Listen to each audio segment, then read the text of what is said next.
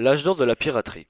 L'âge d'or de la piraterie commence en 1650 et se finit en 1730. Elle est composée de la période des flibustiers, de 1650 à 1680, et la période de l'après-guerre de succession d'Espagne, de 1716 à 1726. La période des flibustiers. Les flibustiers étaient des marins qui faisaient des expéditions à but lucratif et tolérés par les pouvoirs. Ils sont notamment présents dans le bassin caribéen du XVIe siècle au XVIIe siècle. La flibuste caribéenne connaît son âge d'or au XVIIe siècle, en particulier avec la construction de véritables enclaves flibustières dans l'archipel. Les flibustiers se composent d'aventuriers français, néerlandais, belges et anglais, exilés aux Antilles pour fuir les guerres civiles ou la persécution religieuse en Europe et la pression économique des autorités royales. Ils s'en prendront aux navires commerciaux espagnols, prétendant agir au nom des intérêts de leurs pays respectifs. Officiellement, les opérations menées par les flibustiers sont à l'origine entre le corsaire et le pirate. En 1648, la carte de l'Europe est redessinée par le traité de Westphalie. Un grand nombre d'aventuriers, au lieu de devenir des colons, préfèrent continuer leur vie batailleuse. Les flibustiers s'associaient à deux mettant tout en commun, leurs maisons ou loges restaient ouvertes sans risque de vol, les trahisons se réglaient par des duels. Les flibustiers sont des marins européens essayant d'arrêter la puissance coloniale espagnole en Amérique du Sud, plus précisément dans les Caraïbes.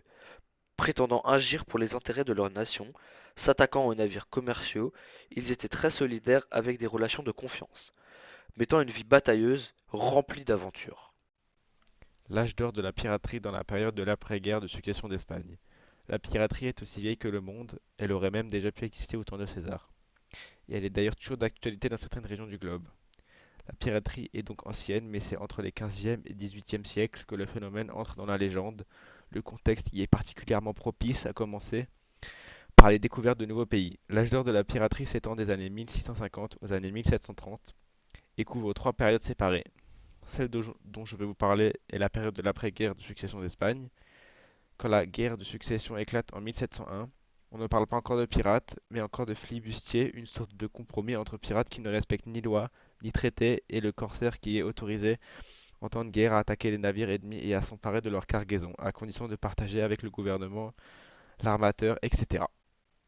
Le motif de cette guerre est l'absence d'héritier pour le trône d'Espagne. À la mort de Charles II, il ne laisse que des neveux. D'un côté dans la famille impériale germanique, Charles de Habsbourg, de l'autre côté dans la famille royale. C'est dans cette dernière qu'il montera sur le trône en la personne de Philippe d'Anjou, petit-fils de Louis XIV qui, aussitôt couronné, ouvre l'empire colonial espagnol au commerce. Aussitôt, Anglais, Allemands, Portugais et Hollandais vont s'allier contre la France et les flibustiers vont en profiter, même si cela ne va pas durer car ils sont de plus en plus arrêtés, maltraités. Les flibustiers pensent alors de plus en plus à la piraterie, à la révolte.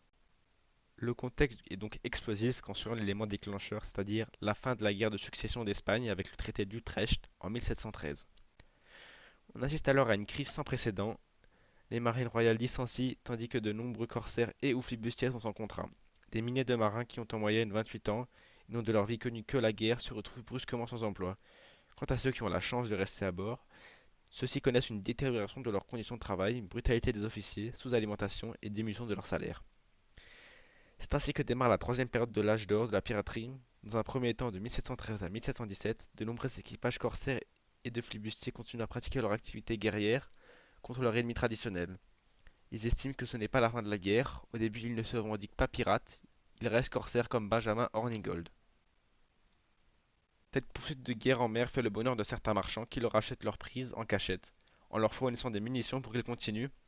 Mais la répression de différents gouvernements se met en place, les lois sont de plus en plus implacables, mais ces mesures n'ont pas le résultat escompté. Les effectifs de la piraterie augmentent atteignant une moyenne de 1000 à 2500 pirates et ils se radicalisent progressivement. C'est ainsi que démarre la seconde période, l'âge d'or dans l'âge d'or de 1717 à 1722, où vont faire 70% des prises de toute la période et au nom de célèbres comme Edward Teach, dit Barbe Noire, ou Bartholomew Roberts, dit Black Bart, vont servir. Ils ne revendiquent plus aucune nationalité, ils se disent hommes de la mer et la loi les décrit comme ennemis de toute nation.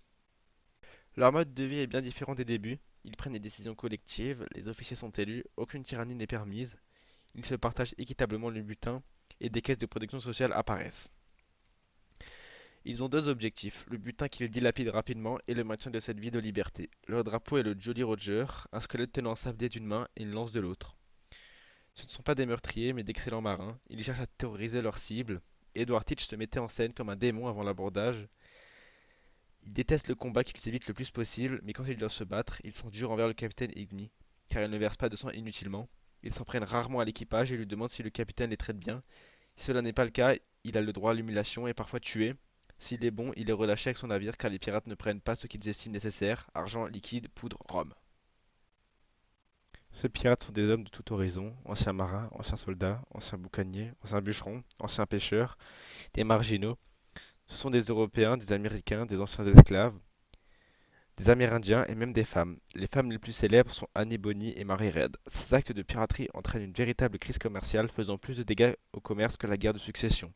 On parle de 24 000 navires attaqués, dont 250 coulés. Les gouvernements tentent une amnistie, mais les pirates recommencent à chaque fois. Les lois se durcissent encore plus que lors des périodes précédentes. On punit toute collaboration et des flottes très armées sont lancées à leur trousse. Il y a de plus en plus de pendus. On parle du 418 pirates. En réponse, les pirates tentent dans un premier temps de changer de localisation. Ils quittent les Antilles pour les côtes africaines ou l'océan Indien, mais cela ne suffit pas, car on les traque sans merci et on dresse à eux des portraits de bêtes assoiffées de sang. On nie leur humanité, on les dit fous, démoniaques, esclaves de Satan, on encourage la délation, on donne des récompenses. Les pirates arrêtés ont droit à une parodie de procès, alors qu'ils sont de toutes les façons pendus, puis exhibés dans des cages. Les pirates entrent donc dans la dernière des phases de leur âge d'or, la plus sanglante de 1722 à 1726. À la terreur, ils répondent par la terreur, ils massacrent en rôle de force pour combler les tuer. Le plus célèbre pirate de cette période est Nidlo. Il est si cruel et sanguinaire que son équipage l'abandonne. Pour ne pas être pris, ils brûlent leur drapeau, ils refusent de se vendre et préfèrent encore se tuer ou de se faire exploser dans leur navire. Les tracts, la propagande et des navires très armés et sécurisés ont finalement atteint leur but. Les derniers pirates s'évanouissent dans la nature ou sont pendus en 1726.